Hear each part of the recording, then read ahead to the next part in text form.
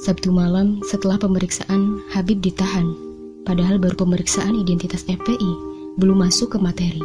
Proses penyidikan belum selesai, tapi tangan sudah diborgol dan ditempatkan di tahanan narkoba dengan alasan agar tidak melarikan diri, tidak menghilangkan barang bukti, dan tidak mengulangi perbuatan.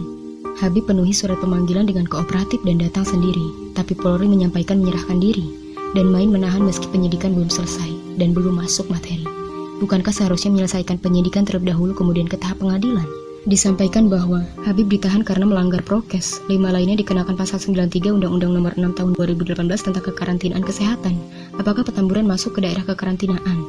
Tak cukup pasal tersebut, ternyata dilayangkan pasal baru, khusus Habib, dikenakan pasal 160 KUHP tentang penghasutan untuk melakukan kekerasan dan pasal 216 KUHP tentang menghalang-halangi ketentuan undang-undang.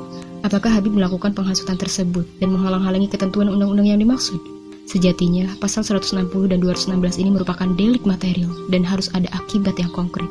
Di sisi lain, pasca penembakan terhadap 6 anggota FPI masih sepi, tempat penembakan tak menyisakan jejak sama sekali. Tak ada garis polisi, semua bersih seolah tak terjadi. Saksi mata yang memandikan jasad korban sudah menyampaikan dengan sejelasnya. Keluarga sudah menyampaikan dengan dukanya.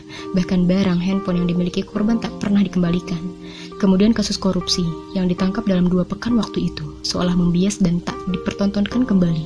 Bagaimana keadilan di negeri ini? Korupsi bermiliaran rupiah merugikan negara dan merampas hak warga yang kelaparan, warga yang kesulitan, dan hanya berharap dari dana bansos yang ternyata dikurangi. Banyak ulama yang berbicara tentang ketidakadilan belakangan ini, tentang kezoliman ini, walau bagaimanapun adanya, kebenaran harus tetap ditegakkan. Kami tak punya tangan yang bisa berkuasa dan menentukan.